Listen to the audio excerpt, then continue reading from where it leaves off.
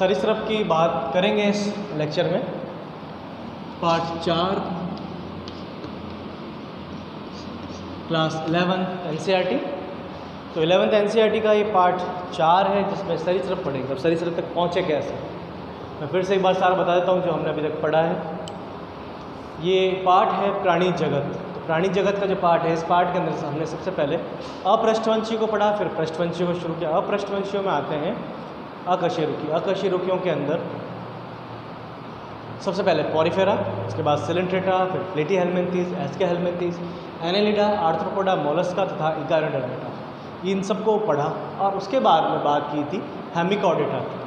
Hemichordata के बाद में जब कॉर्डेटा स्टार्ट किया, मैंने आपको बताया था कि कॉर्डेटा, वैसे मैंने पहले बताया था आपको, हेमिकॉर्डेटा को पहले कॉर्डेटा में रखा था, फिर बाद में वहाँ से निकाल दिया।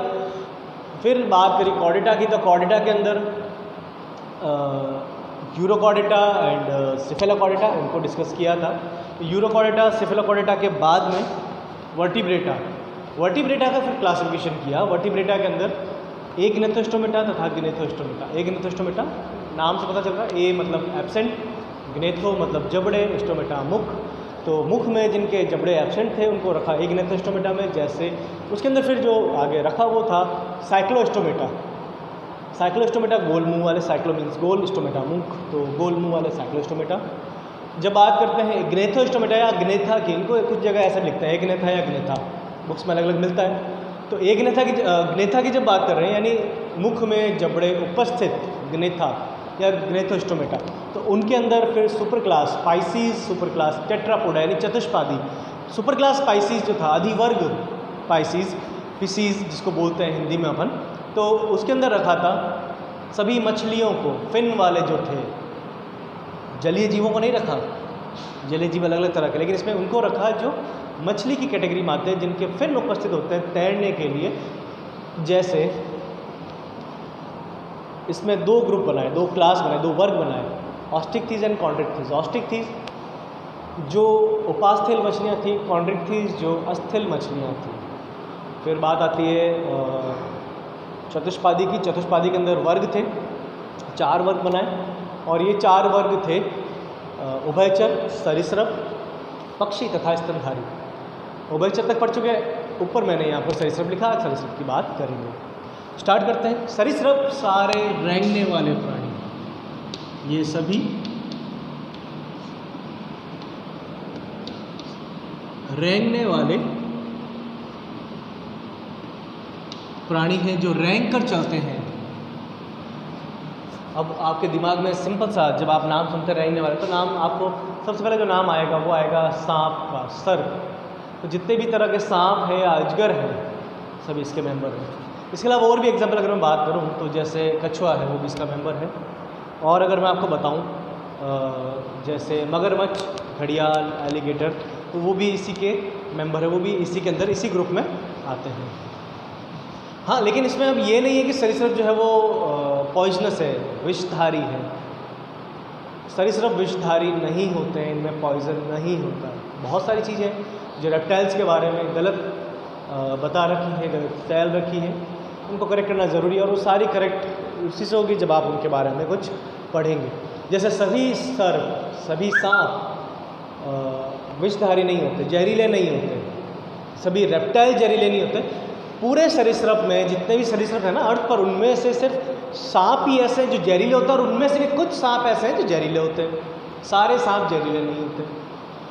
अजगर जो सांप की तरह दिखते हैं कुछ, अगर जिसको पता नहीं अंतर वो सेम समझ सकता है उनको, लेकिन अजगर मोटे होते हैं, लंबे होते हैं, भारी होते हैं, और जहरीले भी नहीं होते।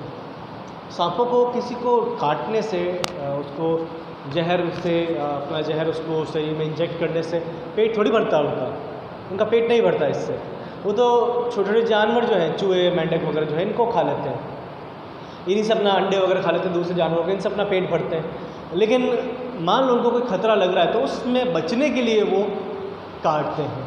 और कुछ ही सांप ऐसे हैं जो जहरीले होते हैं, सभी सर्प जहरीले विषधारी नहीं होते। और भी बहुत सारी चीज़ें हैं सांपों के बारे में, पढ़ो जितना कम है। बहुत सारी गलत चीज़ें हैं जिनको सुधारना ज़रूरी है।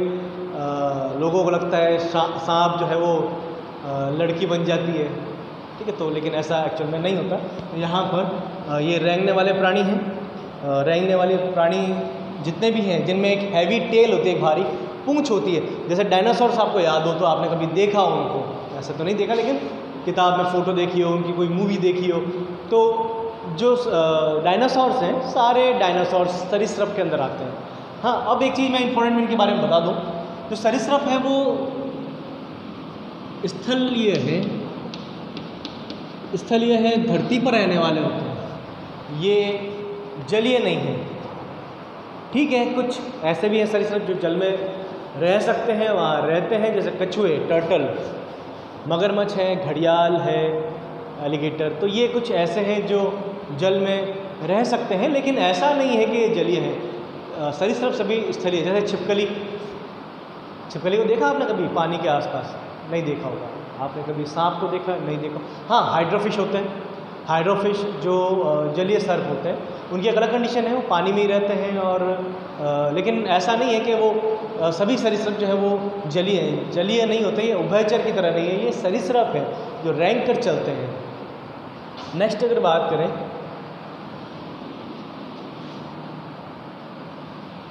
इनकी त्वचा पर शल्क, स्केल अपन कह सकते हैं, स्केल, शल्क उपस्थित होते हैं। चिकनी त्वचा नहीं होती इनकी, खुरदरी त्वचा होती है। सांप जो है वो अपनी कैंचुली उतारते हैं। कैंचुली उतारने मतलब अपनी त्वचा को झाड़ देते हैं, अपनी जो शल्क है उनको झाड़ देते हैं। झाड़ते हैं, ऐसा नहीं कि वो उन्होंने झटका और निकल गए सारे, ऐसा नहीं होता। ये अपने शरीर को, एक पेनफुल प्रोसेस होता है, अपने शरीर को पत्थर पर, ऐसी ज़मीन जहाँ पथरीली भूमि हो, आसपास कोई मोटा पेड़ हो, मजबूत पेड़ हो, पुराना वुडन ट्री, लकड़ी का पेड़ तो लकड़ी, लेकिन वो नरम कोमल पेड़ नहीं, मजबूत पेड़ हो, पथरीली भूमि हो, तो वहाँ पेड़ से या ज़मीन से खुद को रगड़ते हैं। और जहाँ आसपास कोई दूसरा नहीं, कोई लंबा प्रोसेस, टाइम लगता है। तो जैसे इंसेक्ट, कीट मोल्टिंग करते हैं, अपनी त्वचा उतार देते हैं, उस तरह सांप भी अपनी बॉडी को रगड़ते हैं और पुरानी त्वचा को उतार देते हैं, फिर उनकी नई त्वचा आती है। डेवलपमेंट का प्रोसेस है सिंपल, जिसमें डेवलपमेंट होता है। इनकी अगर बात करें हम कान की, तो कर्ण छिद्र अनुपस्थित होता है, इनके कान का छिद्र नहीं होता। लेकिन इनमें टिम्पैनम होता है। अब टिम्पैनम क्या है, पहले ही बताया था मैंने। टिम्पैनम जो कान का पर्दा है उसको टिम्पैनम कहते हैं। तो टिम्पैनम इनमें उपस्थित होता है। इसके अलावा इनका हृदय, वैसे तो हृदय को अपन ये लिख सकते हैं त्रिकोष्ठीय, हृदय त्रिकोष्ठीय, लेकिन मैं यहाँ पर ये भी लिख सकता हूँ अपूर्ण चार कोष्ठीय। जब 3 कोष्ठ की बात करूँगा तो 2 वाले देखने लगे, 4 कोष्ठ में भी होगा, लेकिन कुछ इस तरह से मैं बना सकता हूँ इसको। जैसे मेंढक की हृदय की बात करते हैं, इस तरह का हृदय होता है मेंढक का।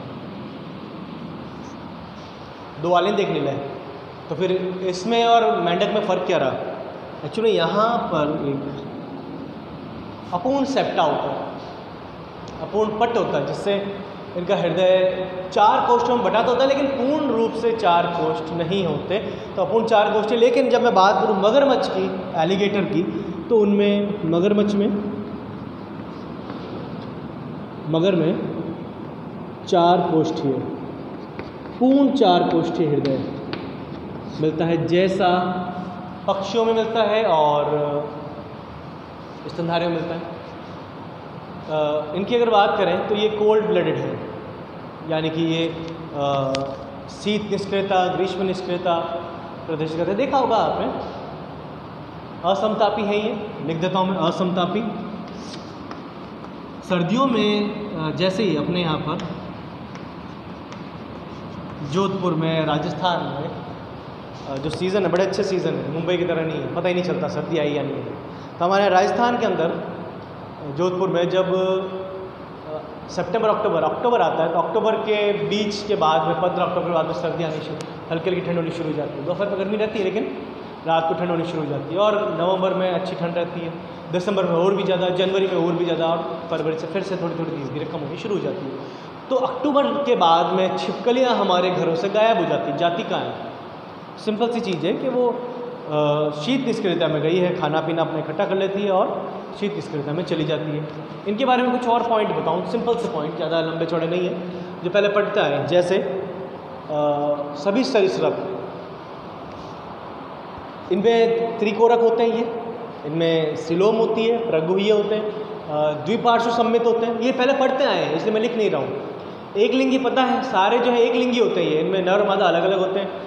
निश्चन आंतरिक होता है, इनमें आंतरिक निश्चन पाया जाता है, यानी मादा के शरीर के अंदर अंडज होते हैं, अंडे देते हैं, और इनमें लार्वा अवस्था नहीं पाई जाती। इस तरह से हमने लगभग सारे कैरेक्टर जो भी एनसीईआरटी में दिए हैं वो सारे यहाँ डिस्कस किए हैं।